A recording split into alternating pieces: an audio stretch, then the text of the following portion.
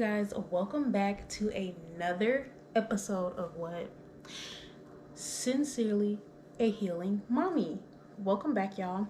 Um, First off, I just want to thank everybody who is returning, and I also want to thank everyone who's stopping by for the first time. So today's episode is going to be about therapy. It's kind of a mixture of therapy and like communication. The reason why I chose to go this route is because obviously our last episode was about letting go. And once you officially let go, there's this phase that you have to go through in order to be able to kind of like prepare to like really move on. And that phase, I feel like, is you kind of have to learn how to communicate.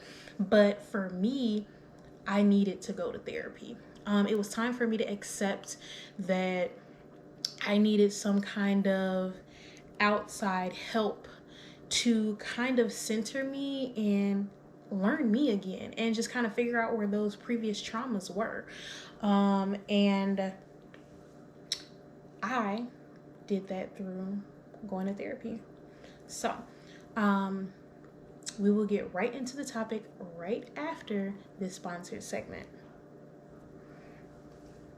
So obviously, if you're not new here and you have listened to my podcast before, then you know I kind of introduce the topic and then I do like a sponsored segment during these downtimes. Since I am recording live for YouTube, I'm just gonna kind of like give you a real short synopsis or whatever. But there was a particular there's like a particular moment after I finally let go of my child's father in which I felt like, wow, you know what, I think I need some therapy. And that was when I kind of was at this space where I was lashing out on him for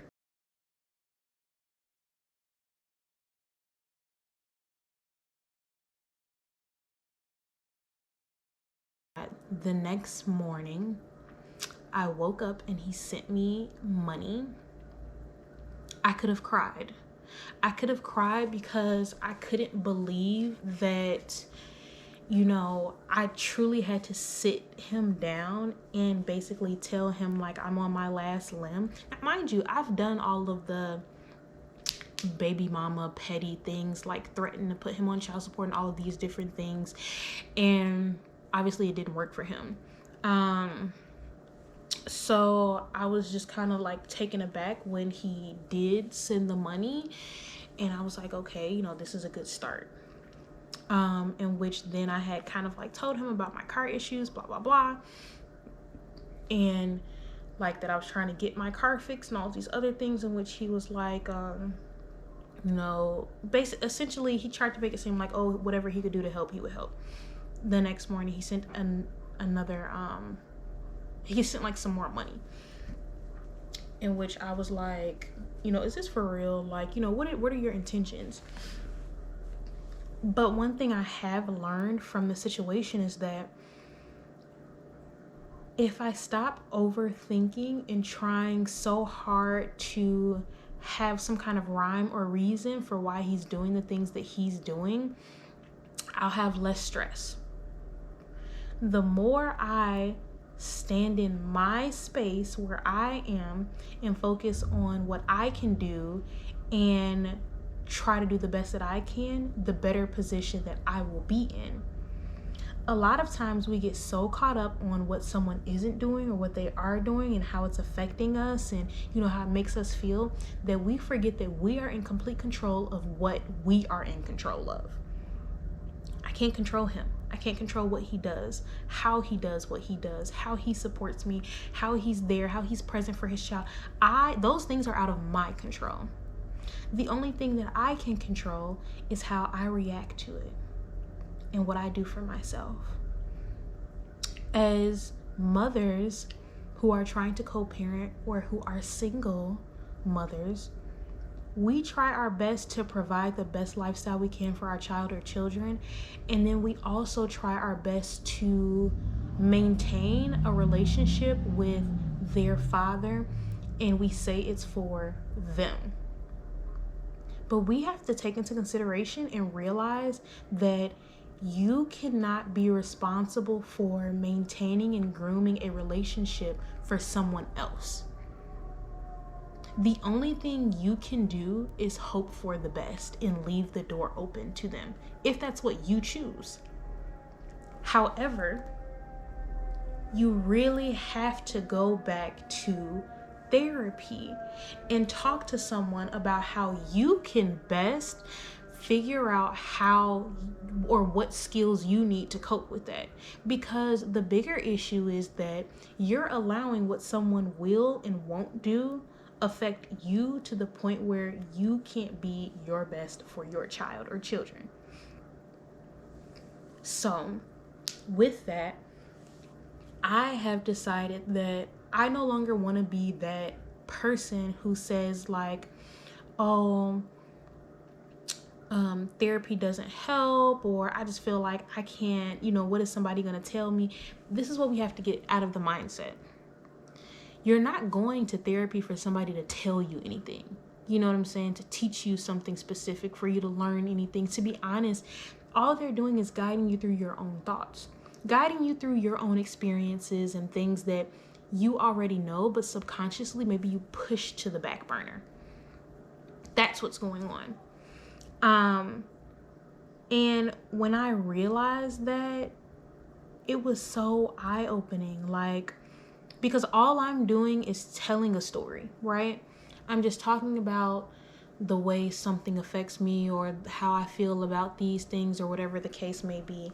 And, my therapist is listening to me and maybe reciting back to me what I just said or asking me questions about what I'm talking about. And then that's leading me back to a conclusion, right? But I think for some reason, a lot of people are afraid. And that's okay. Everybody has to experience the readiness for therapy at their own pace. I remember there was a point when, in order for my child's father to get me back, he was willing to go to therapy. And y'all, when he said it, I was just kind of like, it was a turn off, because it was like, so you're telling me now after we've been broken up for, a while now, I've moved out, you know that I'm dating, and now all of a sudden you're ready to go to therapy? No. Because if that were the case, then you would be already going for yourself, and you would be telling me about what you're learning in therapy rather than telling me, oh, you're ready to go so that it can fix our relationship. You have to fix you before you can fix us. And that's what I've come to the conclusion of. My therapy journey is all about me working on me. It's not about anyone else. I do want to be my best self for the next person, but I'm not doing it for someone else. I'm doing it for me.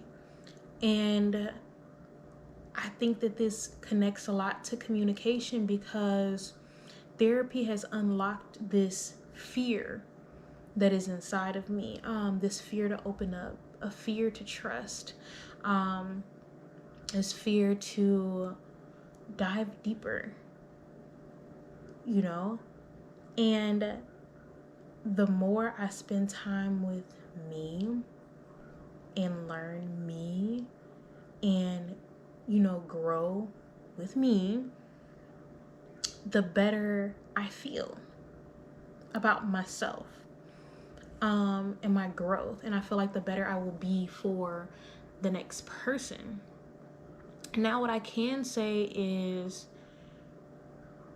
therapy is not the answer for all. There are people who prefer, religion, and that is what guides them and what helps them. There are people who prefer other things, like they're the holistic people, and everybody has something that they feel like guides them, helps them get to their best selves. But what I can say is that I do feel like therapy is a work in progress, and it's really helping me to become a little bit more mature in the direction that I'm going in and the route that I take to handle certain things in my life. And I do feel like because I've been going to therapy, it's helping me figure out how to communicate better with my child's father. At the end of the day, one of the outcomes that I was looking for to get out of therapy was to be able to communicate with my child's father, to have a better relationship for my child. And I do think that for the most part, I'm getting help with that. I think that, when he calls, I'm not as agitated, irritated, angry, or upset. I'm not snapping as much. When I have a problem, I'm able to communicate it to him. And that's what I want. I just want there to not be any hard feelings. Ultimately, I want to be able to see him flourish as a father without being upset or having anguish with him for how it came about. You know what I'm saying? Like, I don't know if that makes like a lot of sense, but essentially, like, I just want to be happy for my child genuinely about the relationship she has with her father. And I don't want to hold any anger, animosity, or frustration or hostility towards him. I want there to be just genuine, happiness. I'm glad that you're in her life. I'm glad that you're her father. I'm glad that you love her and she loves you. That's it. That's what I want to gain from my therapy experience in regards to my help that I need with dealing with my child's father. Because obviously that's not all I'm going to therapy for. I do have other issues, which I am also just hopeful that in the end I am able to find something else or someone else that will essentially make me just as happy. But that all goes to say that communication is super important, but everyone has different styles, and you learn how to best communicate through different sources. For me, I could not look to my parents, or I don't have like a couple who mentors me or anything like that. So this was the route that I chose to find or figure out how to best communicate. But what I can say, it's an ongoing process and it does not happen overnight. I've only been in therapy for about 2 months now, and I definitely don't have all the answers. Not at all. But what I can say is I'm very excited to keep going and learning more and more. For updates, please follow me on TikTok at Shanice, SHAAAA, 4 A's, NICEEE, 3 E's. Same with Instagram. However, my therapy updates are on TikTok, so that's where you will get a lot of like your updates and stuff like that, just finding out what is going on with me. But I just want to thank everyone new or like OGs.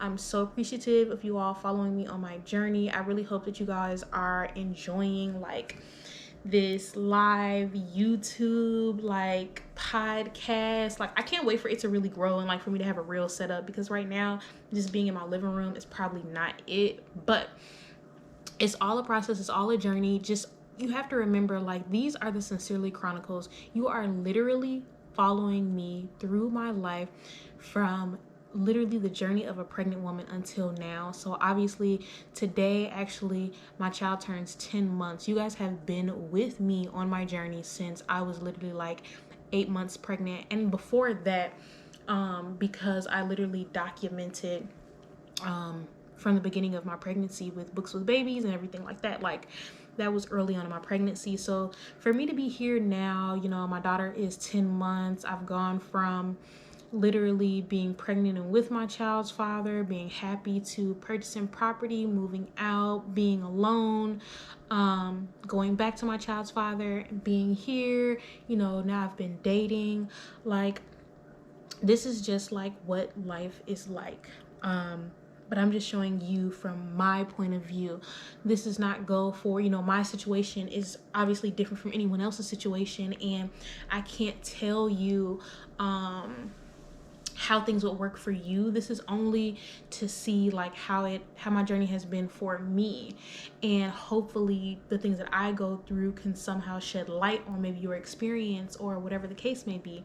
But with that being said, please let me know, like, you know, what your thoughts are, any questions you have, any tips, if there's something you want me to discuss, talk about, maybe make a TikTok about, I don't know. Like, just let me know, because we're just on this journey. It's the Sincerely Chronicles. So we are going to continue, but I'm going to let you go because that's a wrap for today. So thank you so much once again for tuning in. Continue to listen in to the Sincerely Chronicles. This is Sincerely a Healing Mommy. See you next time.